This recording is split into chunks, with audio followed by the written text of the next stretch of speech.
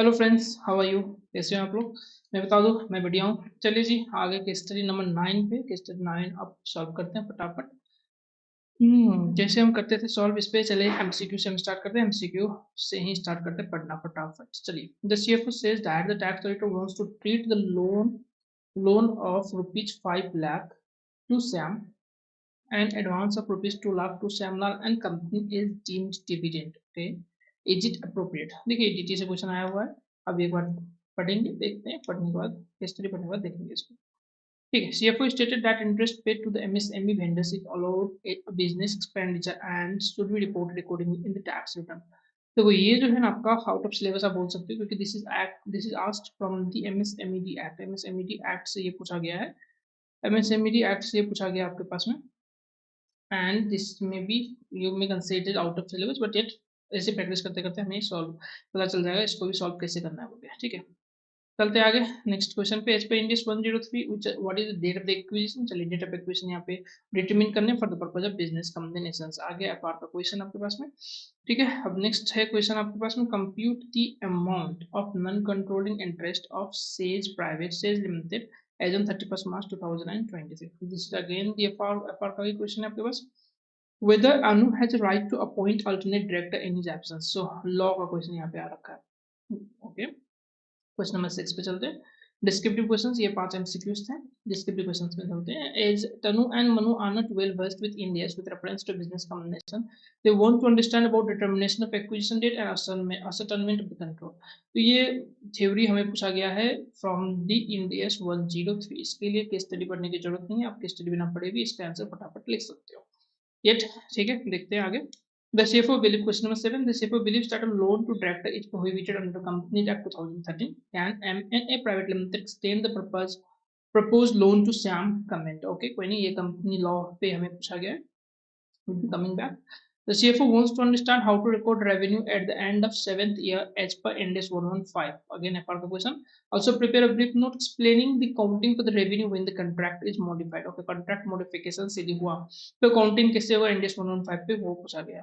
So पूरा case study हमें समझ में आ रहा है यहाँ पे। यहाँ पे इतने पढ़ने साथ FR लॉ एंड डीटी पे पूछा गया है ये केस स्टडी। अब देखो, जिन्होंने एफआर नहीं पढ़ा, जो सेकंड ग्रुप वाले हैं, उनके लिए थोड़ा दिक्कत हो सकती है एफआर का कंसेप्ट लिए, बट ये ऐसे ही हम प्रैक्टिस करते करते इसको कंप्लीट करेंगे। और एफआर का आप एक काम कर सकते हो, आईसीआई पे एक लास्ट माइल डिफरेंसर वो के एक नया एड हुआ है, जिसपे आप समरी कैप्सूल्स देख सकते। समरी कैप्सूल्स अवेलेबल है with respect to FR and प्रत्येक हम बाकी सारे सब्जेक्ट्स के लिए आप क्या कर सकते हो, वहां से थोड़े थोड़े समरी इसके पढ़ सकते हो। अभी से ही आप स्टार्ट करोगे तो एग्जाम टाइम तक आप प्रिपेयर हो जाओगे to give the answer to the questions which are being asked in these case studies. ठीक है, ओके सर। चलिए अब पढ़ते हैं केस स्टडी पढ़ के फटाफट इसको खत्म करते हैं।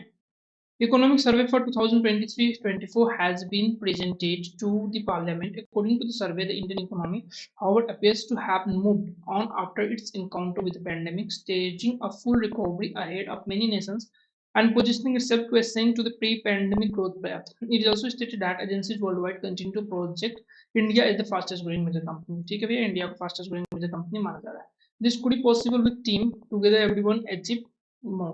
अच्छा, सबका साथ सबका विकास efforts. They participate to this team are the central government, state government, industry and the people of this country. ठीक है, there has been a tectonic shift in the policies of the government. The emphasis of the present government has been to stimulate entrepreneurship so that more and more people become job givers rather than the job seekers. This has so also resulted in providing impetus and encouragement to the youth of the nations to pursue the entrepreneurial dreams. Okay, ऐसा तो कहानी लग रही है इसमें।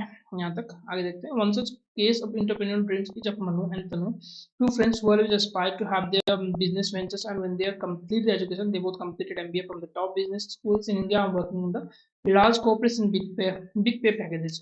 Whilst they always wanted to pursue business ideas, nothing came their way which enticed them to start the entrepreneurial journey. Meanwhile, Manu, who was interested in economic policy and defense-related matters, came across a write-up which described the shift in the policy by the present government in defense sector. The new policy emphasized on giving priority to the indigenous market players and reserving more than 500 items for domestic manufacturing was a lucrative business chance, he thought. Though Manu and Tanu were in contact, it had been a couple of years since they met. Manu met Tanu and discussed the idea of business potentials in the defense sector, how they could start something of their own.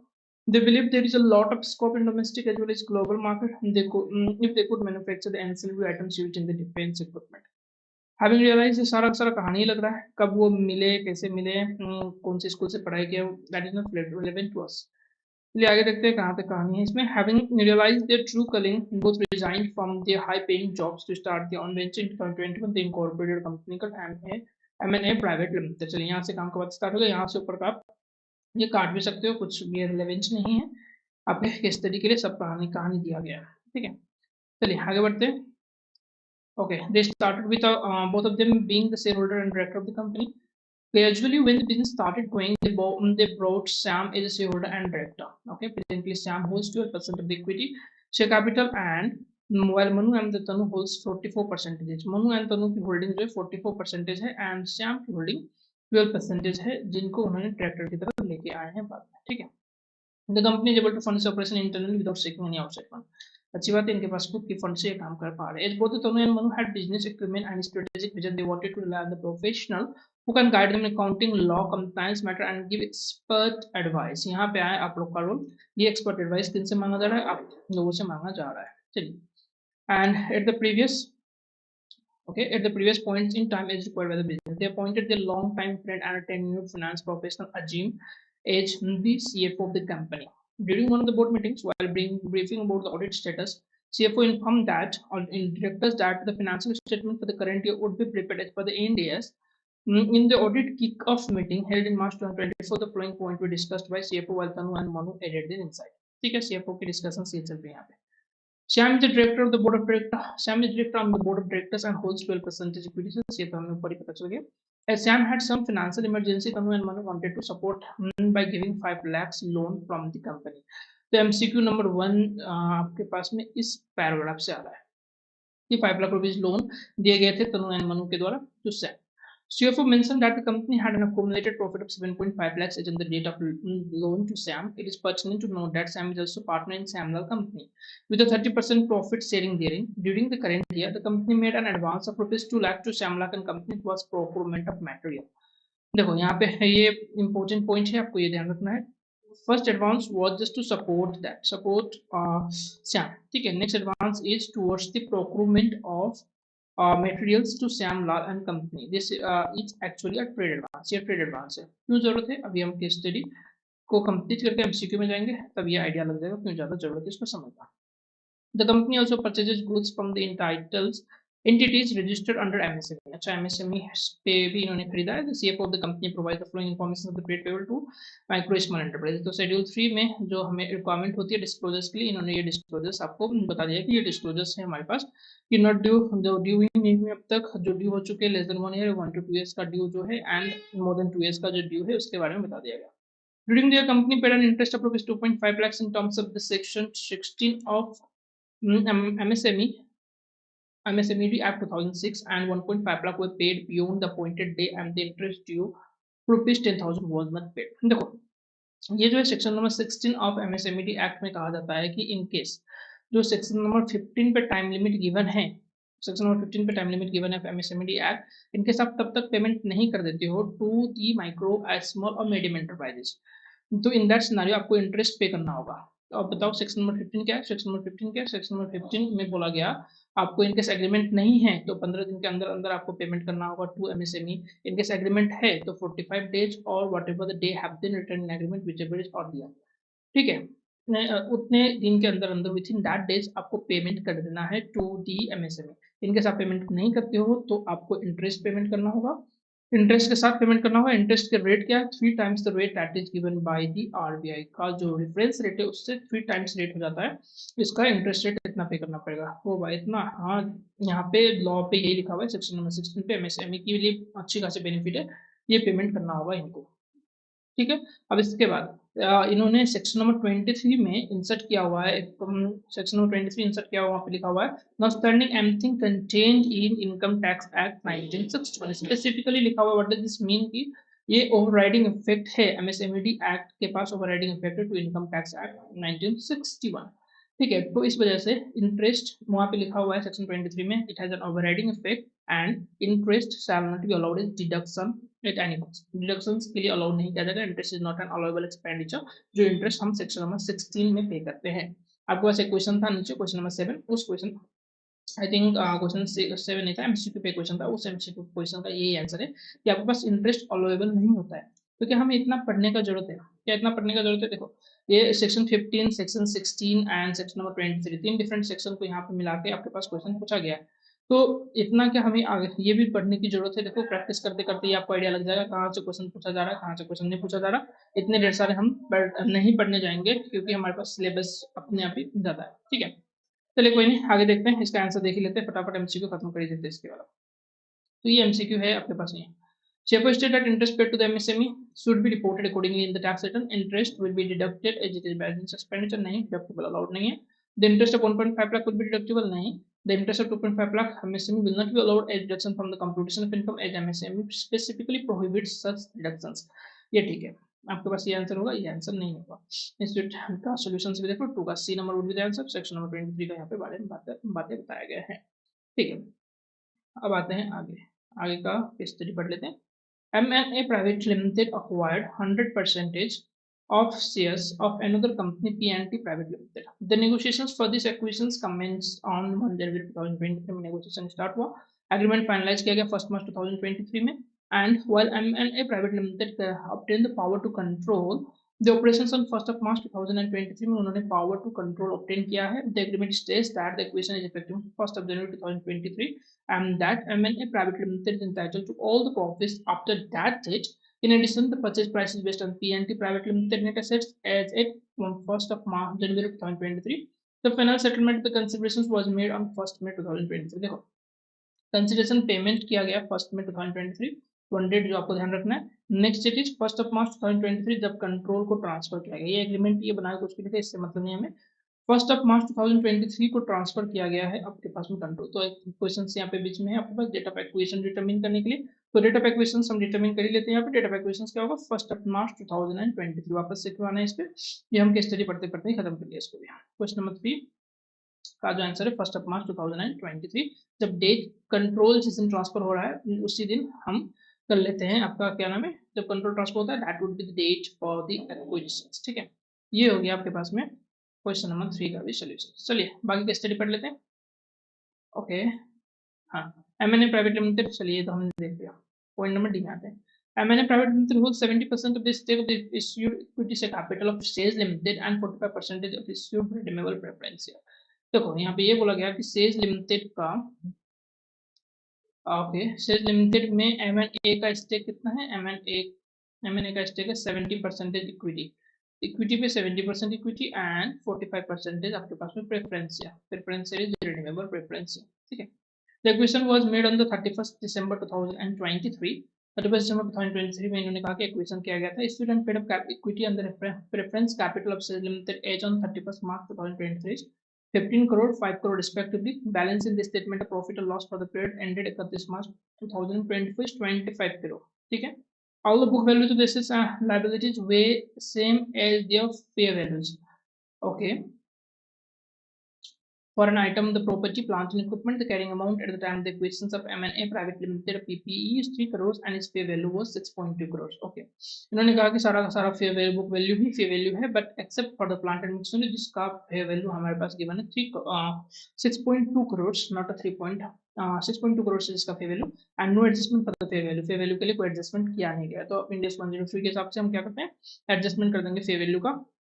यहाँ पे जो date of acquisition है आपने ध्यान दिया होगा that is 31 December 2023। ये गलत लग रहा है, इस मत में 31 December 2022, तभी 31 March 2023 का हमारे पास ये गिवन है। 31 March 2024 पे हमारे पास बैलेंस शीट का वैल्यू गिवन है with respect to the valuation sheet. हम आएंगे इस पे फिर से तो क्वेश्चन सॉल्व करते समय। And Anu is also director of M&A Private Limited was going on a world tour for a period of 5 months. In absence, he wishes to appoint his friend as alternate director of M&A Private Limited on his behalf.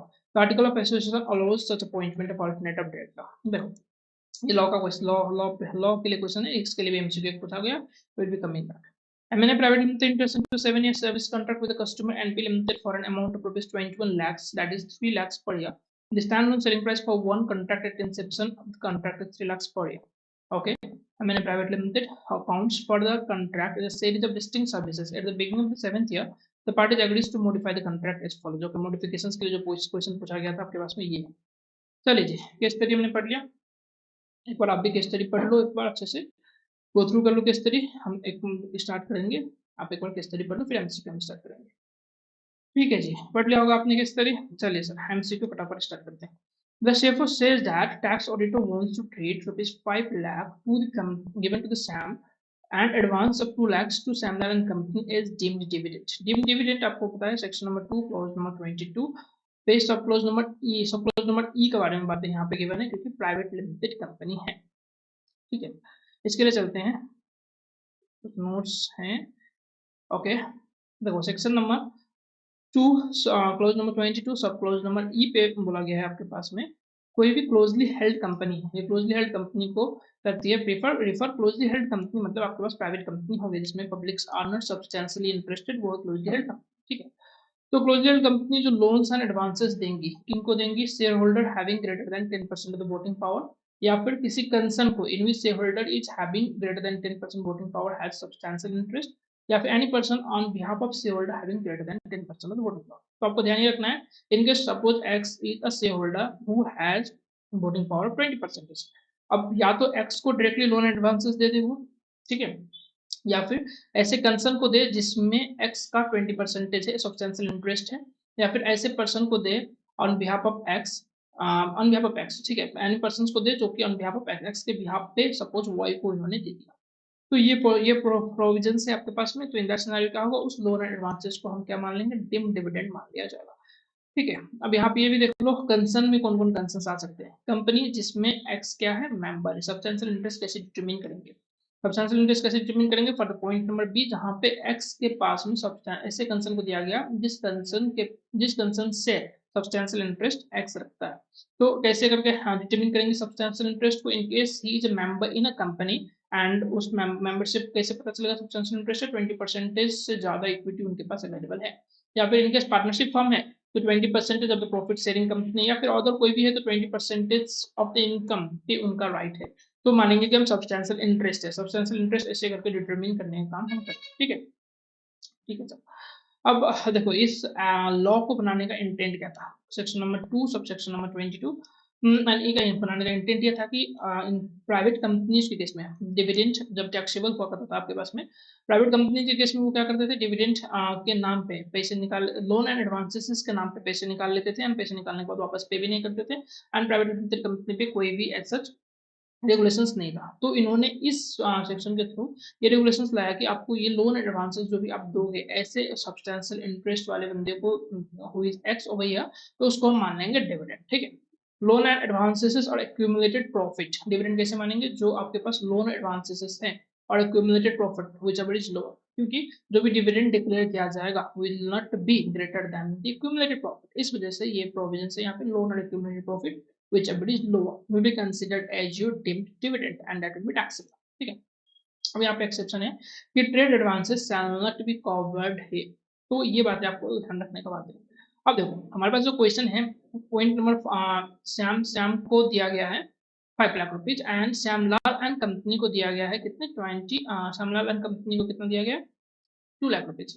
तो ये 2 लाख जो rupees given था that was with respect to the trade advance. ठीक है, purchase of materials, इस वजह से इस 2 लाख पे नहीं लगेगा आपके पास, इस 2 लाख को डिविडेंड नहीं माना जाएगा। But the 5 lakh that was given to the Sam will be considered as deemed dividend, क्योंकि सैम की आप शेयर होल्डिंग देखोगे, सैम की आप शेयर होल्डिंग देखोगे, अच्छा कहां से लगे? ओके, हाँ, श्याम की शेयर होल्डिंग कितना था? 12% था। श्याम की शेयर होल्डिंग आपके पास में था 12%। श्याम की शेयर होल्डिंग कितने थे हमारे पास में? 12% थे। तो वापस आते देखो क्लोजली हेल्ड, इनके सब क्लोजली हेल्ड कंपनी यदि लोन एंड एडवांसेस देती हैं ऐसे पर्सन को जिसके पास में greater than 10% of voting power है, या फिर ऐसे कंसर्न को ऐसे कंसर्न को हु इन भी सब्सटेंशियल इंटरेस्ट है उस एक्स का या सब शेयर होल्डर का, आप ले लो, या फिर ऐसे पर्सन को on behalf of the share holder having greater than 10% voting power. अब देखो सब्सटेंशियल इंटरेस्ट कैसे डिटरमिन करेंगे? ऐसे कंपनी को दिया जा रहा है जिसमें that x is the member and having greater then 20% equity, और ऐसे पार्टनरशिप फर्म को दिया जा रहा है जहां पे ग्रेटर देन 20% प्रॉफिट शेयरिंग उस बंदे का है, या फिर अदर्स जिस पे दिया जा रहा है जिस भी इंटिटीज को दिया जा रहा है वहां पे 20% से ऊपर उसका इनकम है। ठीक है, अब बातें समझते हैं एक्स, क्योंकि श्याम का 12% से ऊपर से होल्डिंग था, इसको एक बार देख लेते हैं यहाँ से। श्याम का 12% से ऊपर होल्डिंग था, इस वजह से कहाँ पे है ये रहा, yes. Sam is a director and holds 12% equity share, इस वजह से क्या होगा, Sam is a shareholder having greater than 10% voting power, so that will be considered dividend। देखो both the loan and 5 lakhs and नहीं, both नहीं, the loan of 5 lakhs and advance of rupees 2 lakh will be treated as dim dividend only to the extent of rupees 90,000 नहीं, both the loan and advance will not be treated as dim dividend नहीं, the loan will be taxable as dim dividend but the advance given to the Sam company will not be treated as dim dividend as it is a business class। So this will be answer, question number 1 का D answer होगा। उसके पीछे का intent ये है आपके पास में, question section number 2 clause number 22 sub clause number ई पे ये डिफाइन किया गया है कि डिम डिविडेंड मान लिया जाएगा in case loan advances will be given, and वहां पे एक्सेप्शंस क्या, ट्रेड एडवांस, उन पे ये क्वेश्चंस पूछा गया। क्वेश्चन नंबर 2 हम देख चुके हैं, क्वेश्चन नंबर 3 हम देख चुके हैं, क्वेश्चन नंबर 4 पे आते हैं। Compute the amount of non controlling interest of Sage limited as on 31 March 2023। Sage limited का हमें कंप्यूट करना है क्या, एनसीआई। तो एनसीआई कंप्यूट करने के लिए देखो M&A का शेयर होल्डिंग कितना है, 70% है इक्विटी का share holding in the Sage limited and 45% preference का शेयर होल्डिंग। तो यहाँ पे 30% in the case of the equity will be considered as NCI और यहाँ पे 55% will be considered as NCI. ठीक है, अब इनकी प्रॉफिट कितनी है, प्रॉफिट इन्होंने बताया यहाँ पे कि 31 मार्च, ओके 31 मार्च 2023 पे इश्यूड पेड शेयर कैपिटल आपके पास 15 एंड 5 करोड़ से, balance in the statement profit and loss कितने 25 करोड़ है 31 मार्च 2024 के लिए। ठीक है, चलते हैं इसके लिए नीचे, समझते हैं इसमें कंटेंट क्या गिवन है। ठीक है, सो this is the question, hope आपको ये विजिबल होगा। Okay give me a second.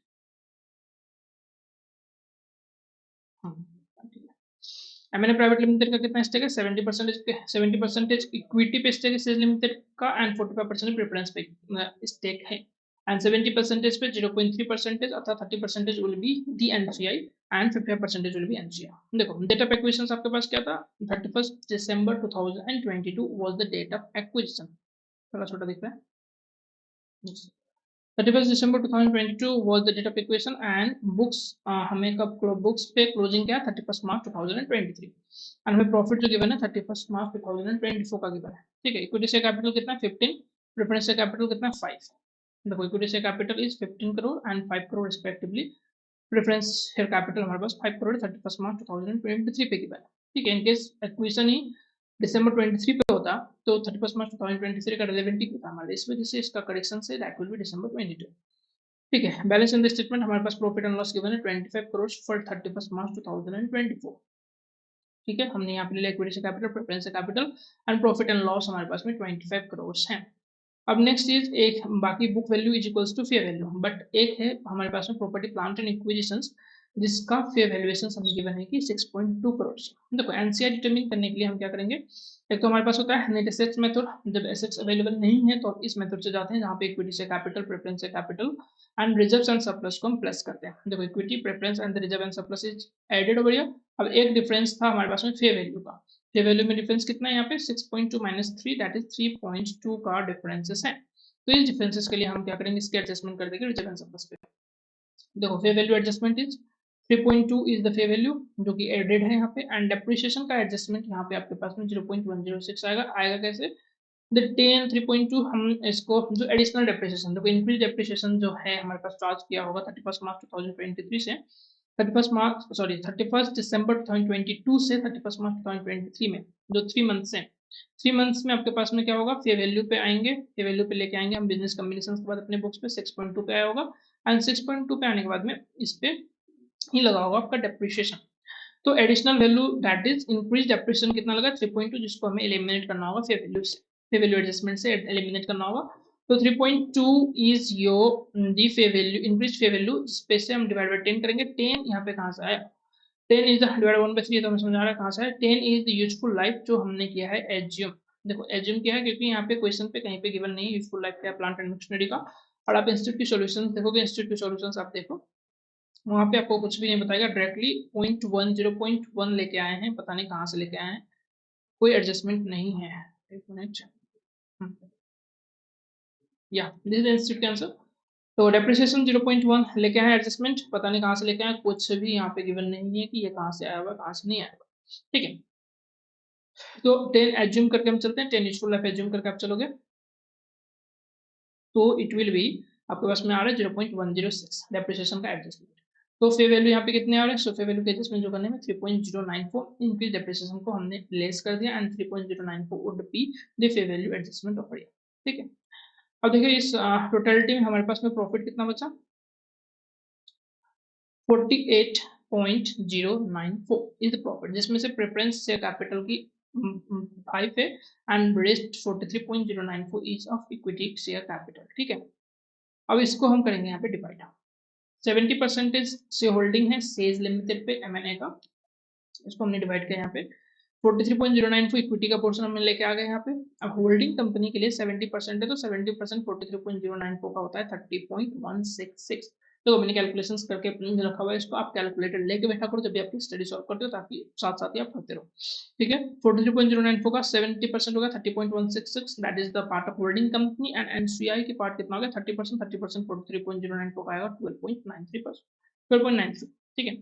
अब प्रेफरेंस का देखो तो प्रेफरेंस क्योंकि 45% था और 5 को हमें डिवाइड करना है, तो 5 का 45% 2.25 is a part of holding company and 5 का 55% इज पार्ट ऑफ 2.75 जो है ये पार्ट ऑफ एनसीआई। तो टोटल एनसीआई कितना हो गया, एक तो ये आ गया 2.75 प्रेफरेंस से और ये आ गया इक्विटी से, दिस इज 15.68, ये हमारे पास में आंसर। और इंस्टीट्यूट का आप सोल्यूशन देखो 15.68 आया तो है, बट डेप्रिसिएशन उन्होंने कहाँ से कैलकुलेट किया वो इन्होंने यहाँ पे नहीं गिवन है, ठीक है। तो डेप्रिसिएशन की कैलकुलेशन कैसे हो रही है ये आप समझ चुके होंगे। तो क्वेश्चन नंबर 4 का आंसर हो गया आपके पास में 15.68 करोड़, ठीक है। आते हैं क्वेश्चन नंबर 5 में, whether Anu has the right to appoint alternate director in his absence, क्या उनके पास में राइट है to appoint alternate director in his absence. देखो अल्टरनेट डायरेक्टर वो बंदा खुद ही जा रहा है छुट्टी पे, छुट्टी पे जा रहा है, ये बोल रहा है कि भैया मेरे बदले ये बंदा आके काम करेगा, this is not allowed in company, company पे अलाउड नहीं है। आप खुद जा रहे हो तो बोर्ड ऑफ डायरेक्टर के पास में राइट हो जाता है कि ये अपॉइंट करे, कैजुअल वैकेंसी हो जाएगा यहाँ पे, कैजुअल वैकेंसी को अल्टरनेट डायरेक्टर के केस में बोर्ड ऑफ डायरेक्टर ही अपॉइंट करेगा एंड कैजुअल वैकेंसी में जो भी अपॉइंटेड होंगे he will have the term equivalent to the term जो कि अनु का था। इन दिस केस अनु जो डायरेक्टर ऑलरेडी जो छोड़ के जा रहे हैं उसके अगेंस्ट में जो बंदा आ रहा है उसका टर्म उतना ही होगा जितना अनु का था। चलिए आप क्वेश्चन पढ़ लेते हैं, एमसीक्यू के ऑप्शंस क्या क्या। Claims made by the Anu to appoint Kumar as alternate director is valid, नहीं। Claims made by Anu to appoint alternate director is not valid, ठीक है। As the authority to appoint alternate director rise with the board and that to subject with the article of association, ठीक है। पढ़ लेते बाकी। Kumar can not appointed as alternate director in the place since his absence will B less than 6 month, नहीं। And Kumar can जो appointed alternate director in place of Sanu since his absence will be more than 3 month, ये भी नहीं। वैसे वहां पे option है कि अल्टरनेट डायरेक्टर के लिए कंसेप्ट है 3 मंथ से ऊपर जाता है तभी जाके हम इसके अपॉइंटमेंट करते हैं। यहाँ पे हमारे पास पॉइंट ये सही है, क्लेम ऑफ अनु to the appoint director is an to point alternate director is appropriate. और वो क्यों, इसलिए क्योंकि आपके पास में खुद ही अपॉइंट नहीं करेगा, बोर्ड ऑफ डायरेक्टर ही अपॉइंट करते हैं कैजुअल वैकेंसी का, ठीक है। क्वेश्चन नंबर 5 का बी है, सेक्शन 161 पे ये गिवन है आपके पास में कि बोर्ड ऑफ डायरेक्टर अपॉइंट करेगी अल्टरनेट डायरेक्टर को and not the director who is going to have absence over there, ठीक है। ये हो गया आपके पास में क्वेश्चन नंबर 5, एमसीक्यू यहाँ पे कंप्लीट हो गया। अब करते हैं क्वेश्चन नंबर 6 पे। क्वेश्चन नंबर 6 तो मैंने बताया था आपको केस स्टडी बिना पढ़े भी आप इसको दे सकते हो, 103 जिस लोगों ने पढ़ रखा है आप इसको आराम से लिख सकते हो। कैसे लिखना है, तो इंडेक्स 103 क्या कहता है, डेट ऑफ एक्विजिशन क्या होगा, date of acquisition generally the date in which the control is transferred, ठीक है। अब पॉइंट आ गया कंट्रोल ट्रांसफर कब होता है, कंट्रोल ट्रांसफर कब होता है, generally when consideration is given, generally general case is this and in case कोई कॉन्ट्रैक्ट है एंड कॉन्ट्रैक्ट में कोई डेट गिवन है तो हम उसको देखेंगे। देखो फर्स्ट प्रेफरेंस है कंट्रोल किस दिन ट्रांसफर हो रहा है, this is the first preference. अब कंट्रोल ट्रांसफर डिटरमिन करने के लिए हमें ये देखना होगा कि कंसीडरेशंस कब गिवन है, इनके डायरेक्टली पॉइंट वहां पे नहीं गिवन, जैसे हमारे पास केस स्टडी इस केस स्टडी में क्वेश्चन नंबर 2 पे था कंट्रोल ट्रांसफर होने का डेट हमें गिवन था 31 मार्च 2023 एंड इन्होंने एक एग्रीमेंट किया था कि जनवरी से ही स्टार्ट होगा, दैट इज नॉट रिलेवेंट क्योंकि कंट्रोल ट्रांसफर का डेट हमारे पास ऑलरेडी गिवन है कि कंट्रोल ट्रांसफर हो चुका है and that too on 1st of 31 January 2023, ठीक है। तो कंट्रोल ट्रांसफर के लिए considerations would be a factor determine करने के लिए कंट्रोल दिन ट्रांसफर हुआ है या फिर कॉन्ट्रैक्ट है तो कॉन्ट्रैक्ट पे date that is given in the contract, ठीक है। ठीक है सर, अब नेक्स्ट क्वेश्चन था हमारे पास ascertainment of the control. Ascertainment control में इंडेक्स 110 पे गिवन है 3 conditions, one is power over the investee in case power investee के पास चले जाता है, या फिर exposure of right to the variable returns from his involvement with the investee, ठीक है। या फिर ability to use this power over the investor to affect the amount of the investor return. देखो इस पे एग्जांपल से समझते हैं। Suppose over here x is having 60% control in y, ठीक है। अब x क्या कर रहा है, यहाँ पे अपने बोर्ड ऑफ डायरेक्टर्स को बैठा रहा है, बोर्ड ऑफ डायरेक्टर्स अपना बैठा रहा है in the board of directors of y। तो इसके पास में पावर ओवर द इन्वेस्टी हो गया, क्योंकि डायरेक्टर्स इनका यहाँ पे बैठा हुआ है एंड 60% कंट्रोल इसके पास में, मेजोरिटी वोटिंग इसके पास ही आएगा, ठीक। अब देखो exposure right to the variable return from the involvement of the investee, क्योंकि इनके डायरेक्टर्स यहाँ पे बैठे हुए हैं, तो वेरिएबल रिटर्न्स कि कितने हैं, कितने वेरिएबल रिटर्न्स इनके पास में आ रहे हैं। तो क्योंकि डायरेक्टर्स डायरेक्टली यहाँ पे इन्वॉल्व हैं, तो he will have that power to control Y. Next is, अब इनकी डिक्लेरेशंस ऑफ डिविडेंड कितनी होंगी, that will be decided by the board of director, and board of director पे इनका मेजॉरिटी ऑलरेडी अवेलेबल है एक्स का, दैट इज 60%। तो इस वजह से एबिलिटी टू यूज इस power over the investor to affect the amount of investor return, dividend ये कितना डिक्लेयर करेगा, that will be affected by X only. So अब कह रहा है एक्स में, एक्स के पास में कंट्रोल है टू वाई, ये ऐसे करके डिटरमिन हम करते हैं, power over the investee and next exposure to the variable right, variable returns and power to affect that variable returns. So ऐसे करके हम असाइनमेंट करेंगे कंट्रोल के लिए। चलिए क्वेश्चन नंबर 7 आपके पास में क्वेश्चन है, क्वेश्चन नंबर 7 पे डिस्क्रिप्टिव, नेक्स्ट क्वेश्चन पे चलते हैं। क्वेश्चन नंबर 7 पे, question number 7 is with respect to, अच्छा लोन जो इन्होंने गिवन था उसके लिए क्वेश्चन, कहाँ पे क्वेश्चन है, या the shaper believes that loan to the directors under the Companies Act 2013 can amend a private limited extend the proposed loan to SAM। देखो इसके लिए सेक्शन नंबर 185 में जो एग्जेम्पशन गिवन है उसको हमें समझना जरूरत है। एग्जेम्पशन गिवन है टू दी प्राइवेट कंपनीज, और वो प्राइवेट कंपनीज कैसे प्राइवेट कंपनीज हैं, इन विच कोई नो अदर बड़ी कॉर्पोरेटेड हैज इन्वेस्टेड मनी, मतलब सोलो प्राइवेट कंपनीज आप लेके चल सकते हो, सोलो प्राइवेट कंपनीज वो बोरोइंग फ्रॉम द बैंक, जिनका from the bank or financial institution or others जिनका लेस देन है twice the paid up share capital और 50 crore whichever is lower। Suppose paid up share capital इनका है 60 करोड़, तो 60 करोड़ का twice कितना होगा 120 करोड़, और 50 करोड़ whichever is lower क्या होगा 50 करोड़। तो borrowing from the bank must be less than 50 crore, तभी जाके वो इस कंडीशंस को सेटिस्फाई करेगा। Next is no default in the borrowings repayment ये डिफॉल्ट नहीं होनी चाहिए, तभी जाके वो कंपनी, वो प्राइवेट कंपनी, और ये देखो प्लस से यहाँ पे साइन, इट मींस तीनों कंडीशन साथ ही फुलफिल होना चाहिए क्यूमुलेटिवली, कि उस प्राइवेट कंपनीज में किसी और कंपनीज के द्वारा इन्वेस्टमेंट नहीं करा होना चाहिए, एंड नेक्स्ट उस प्राइवेट कंपनीज में borrowings from the bank or financial institution must be less than the twice of paid up capital or 50 crore which is lower, and next no default in the borrowings repayment। तब जाके उस private companies को हम क्या करेंगे, exempt करेंगे from the applicability of section number 185, ठीक है।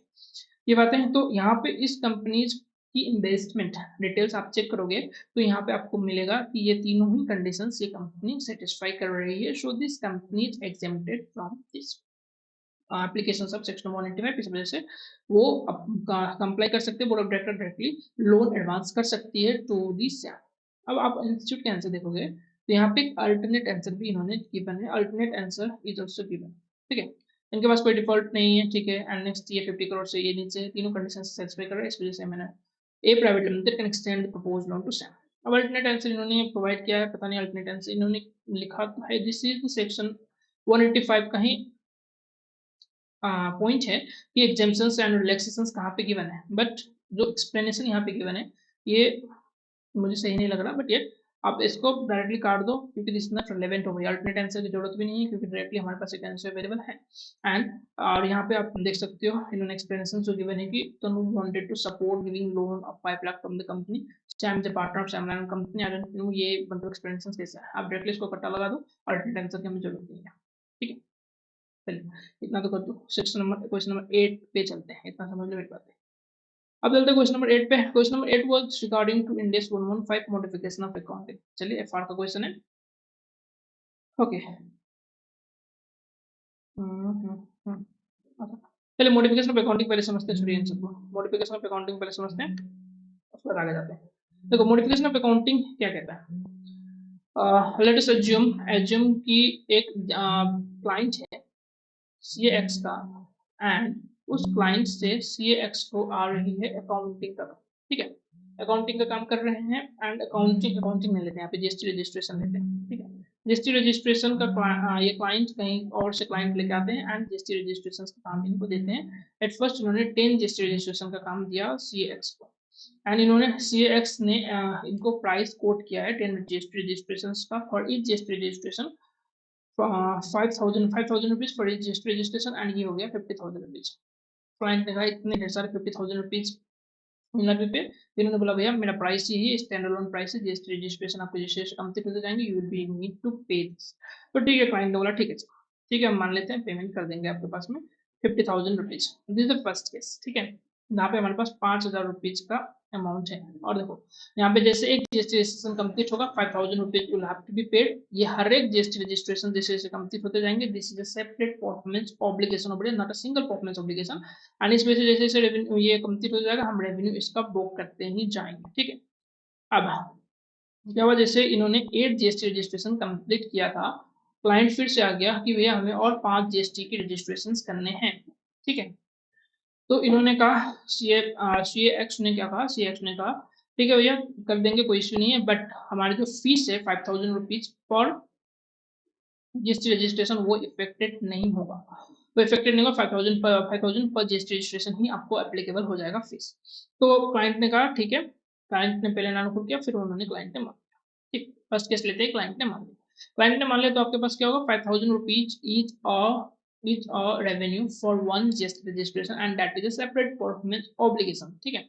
आपके पास जो परफॉर्मेंस ऑब्लिगेशन है, सेपरेट परफॉर्मेंस ऑब्लिगेशन है, जैसे जैसे आपके पास में फीस आते रहेंगे, क्योंकि ये स्टैंड अलोन प्राइस है, स्टैंड अलोन प्राइस है 5,000 में ही उन्होंने एक्सटेंडेड सर्विस जो था, स्कोप द वर्क जो बड़ा था, उस पर उन्होंने मान लिया कि जो स्टैंड अलोन प्राइस है उस पर हम पे करेंगे, तो इस पर तो कुछ चेंज होना नहीं है, जैसे जैसे आप रजिस्ट्रेशन कंप्लीट करते जाओगे वैसे वैसे आप इसकी पेमेंट इसकी रेवेन्यू बुक करते ही जाओगे।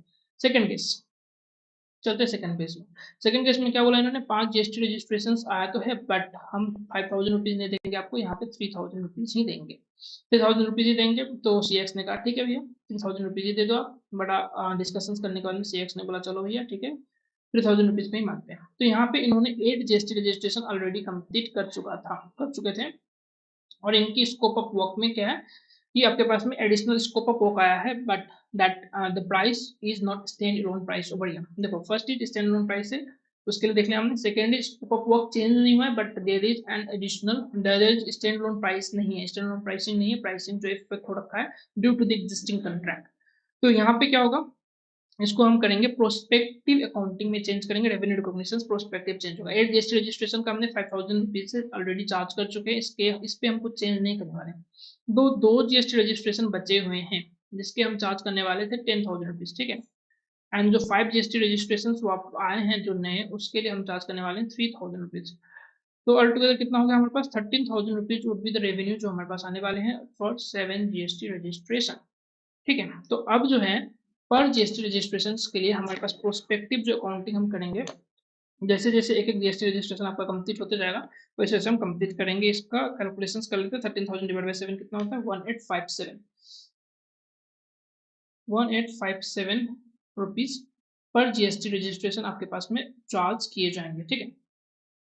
5 रजिस्ट्रेशन का 3,000 पर GST रजिस्ट्रेशन था यहाँ पे, तो बोलूँ कितना कम क्यों आ रहा है भाई, 5 तो 15 GST 15,000 आएगा ना, ठीक है sir, give me a second, सही कर लेते हैं।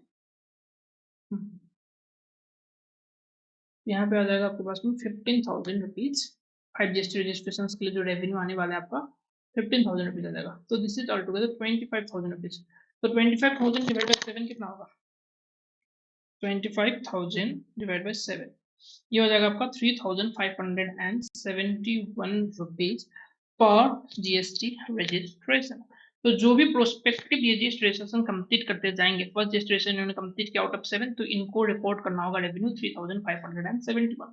जो पहले इन्होंने रिकॉर्ड कर लिया दैट इज ऑलराइट, उसके लिए कुछ हम चेंज नहीं करेंगे क्योंकि there is only change in the stand alone price not the scope, ठीक। अब आते हैं थर्ड केस में।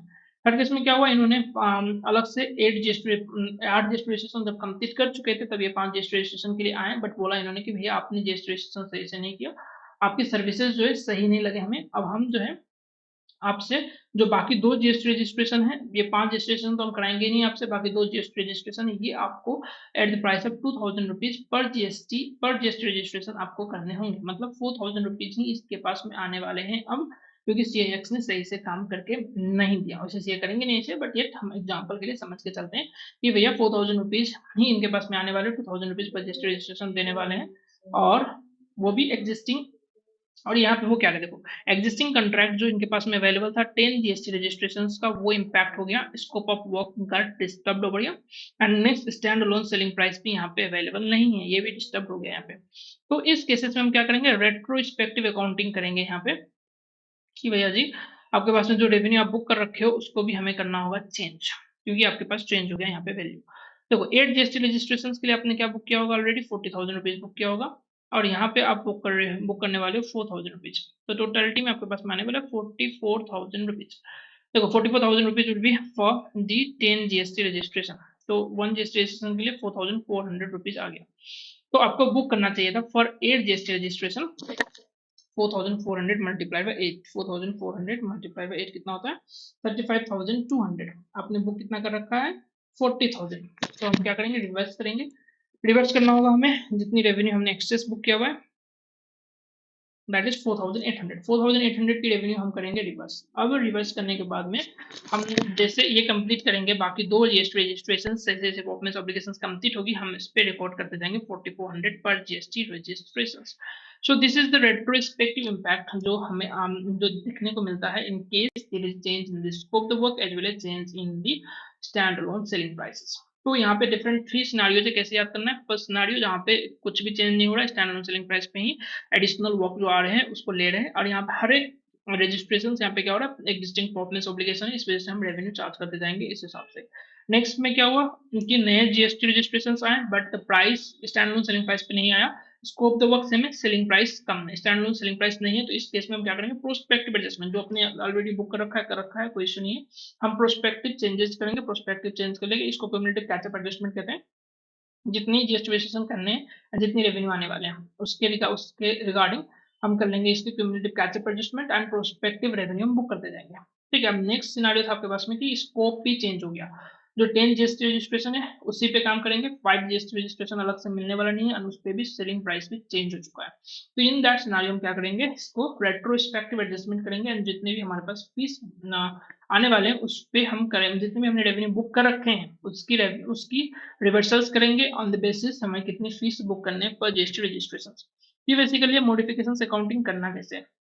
अब इस केस में चलते हैं, हमारे पास में क्या है, अनरिकॉग्नाइज्ड रेवेन्यू। चलिए आते हैं पहले केस स्टडी पे, कहाँ पे गिवन है ये पोर्शन। पॉइंट नंबर था आपके पास एफ। देखो M&A Private Limited enters into a 7-year service contract for an amount of rupees 21 lakhs, okay 3 lakh per year है, and the standalone selling price for 1 year contract at the inception is 3 lakhs per year. M&A Private Limited account the contract with a series of distinct services. तो first year, second year, third year, fourth, 5, 6, 7, तो हर एक year जो है यहाँ पे आपके पास में डिस्टिंक्ट सर्विस ऑब्लिगेशन है। At the beginning of 7th year, मतलब यहाँ पे 7th ईयर की बिगिनिंग में ये क्या कर रहे हैं, कंट्रैक्ट पे कुछ कर रहे हैं changes, there is modifications in the contract. यहाँ पे जब इन्होंने 6 कॉन्ट्रैक्ट्स की रेवेन्यू ऑलरेडी बुक कर रखे हैं as per 3 lakh per year. ठीक है, अब क्या हुआ, the fees for the 7th year reduce कर दिया इन्होंने 2.7 लाख पे, and NP limited agrees to extend the contract for another 7 year for 16.8 lakh, that is 2.4 lakh per year. अच्छा, इन्होंने यहाँ पे इसको कॉन्ट्रैक्ट को कर दिया चेंज, और बाकी जो कॉन्ट्रैक्ट आ गया आपके पास में मोर 7 ईयर्स के लिए ये आ गया कॉन्ट्रैक्ट, नए कॉन्ट्रैक्ट आ गया। This is the scope the work has been changed, and the stand alone selling prices भी आपके पास में चेंज हो रहे हैं। 2.4 लाख पर the stand alone selling price for 1 year of the service at the time of modifications के time पे स्टैंड अलोन सेलिंग प्राइस कितना था, 2.1 लाख था। देखो 7th ईयर का कॉन्ट्रैक्ट उन्होंने क्या किया, इसको चेंज कर दिया 2.7 लाख पे, 2.7 लाख पे लेके आ गए, एंड एनपी लिमिटेड ने एक्सटेंड कर दिया कॉन्ट्रैक्ट फॉर अनदर 7 ईयर, जिसपे इन्होंने क्या किया 2.4 लाख पर ईयर करके इन्होंने पेमेंट करने का किया एग्रीमेंट। अब चलते हैं पीछे, देखिए तो यहाँ पे क्या हुआ आपके पास में, प्रोस्पेक्टिव लगेगा या रेट्रोस्पेक्टिव लगेगा। यहाँ पे लगेगा आपके पास प्रोस्पेक्टिव, क्योंकि scope of the work has been change and stand alone selling price से आपके पास ज्यादा अमाउंट दे रहे हैं। अनरिकॉग्नाइज्ड रेवेन्यू कितने, तो 7th ईयर के लिए, 6th ईयर तक तो आपने ऑलरेडी रिकॉग्नाइज कर रखा है, तो वहां तक हम चेंज करेंगे नहीं। 7th ईयर में क्या करेंगे, 7th ईयर का जो रेवेन्यू वो देने वाले हैं 2.7 lakh rupees, and new revenue जो आपके पास में आने वाले 2.4 lakh rupees first 7 years, that will happen to be 16.8 lakh rupees. तो न्यू पीरियड आपके पास कितना हो गया, 7th ईयर जो आपके पास बचा हुआ है प्लस 7 ईयर, और 8 year is the full period, and revenue for the 7th year हम कितनी बुक करेंगे, इसको आप डिवाइड करोगे, तो this will be the revenue that you need to book for 7th year and on. हर एक साल ऐसे करके हम रेवेन्यू बुक करते जाएंगे। ठीक है, ये बातें हैं इस पे। चलिए इंस्टीट्यूट का सॉल्यूशन देख लेते हैं यहाँ पे। In the given case even though remaining services जो प्रोवाइड करने वाले हैं डिस्टिंक्ट हैं, modifications should not be accounted for as a separate contract। क्यों? क्योंकि price of the contract did not increase by an amount of consideration that reflects the standalone selling price of the additional services। देखो standalone selling price नहीं है जो हमारे पास second case था कि 8 registration वो कर चुके हैं, 2 रजिस्ट्रेशन और करना बाकी है, एंड बाकी जो 5 रजिस्ट्रेशन है उनके लिए इन्होंने क्या किया, इसकी वजह से क्योंकि एग्जिस्टिंग कंट्रैक्ट है उसकी वजह से जो न्यू कंट्रैक्ट होने वाले हैं वो यहाँ पे चेंज हो गया। तो इस वजह से आपके पास में क्या हुआ, एक स्टैंड अलोन सेलिंग प्राइस पे नहीं आ रहे हैं, किसी और सेलिंग प्राइस में आ रहे हैं, but the scope of the work आपके पास में सेम रह रहा है। स्कोप ऑफ द वर्क पे एक नया हमारे पास में कंट्रैक्ट भी मिल रहा है। तो नया कंट्रैक्ट की जो प्राइस है that is being exhausted due to the price of the existing contract. इस वजह से क्या हुआ यहाँ पे, हम ये लेके चलेंगे कि एग्जिस्टिंग कंट्रैक्ट टर्मिनेट हो गया, न्यू कंट्रैक्ट क्रिएट हो गया, एंड हम इसके करेंगे prospective adjustment, recognize a total of 19.5 lakhs, okay, 2.7 plus 16.8 over the remaining 8-year service period, और वो कैसे 2.4375 lakhs per year। चलिए जी, ये था केस नंबर 9 आपके पास में। ठीक है, आप प्रैक्टिस करते रहो ऐसे ही। इस आईबीएस के लिए प्रिपरेशन की तरीके यही है आपके पास में, और कोई उपाय है नहीं। सारे से सारे पेपर्स आप लेके के साथ पढ़ने नहीं बैठ पाओगे, जैसे ही किस तरीके हम सॉल्व करते रहेंगे ऐसे ही प्रैक्टिस आपकी होते रहेंगे। ठीक है, चलिए जी, मिलते हैं नेक्स्ट वीडियो पे, नेक्स्ट केस स्टडी पे। तब तक के लिए बाय बाय, पढ़ते रहो।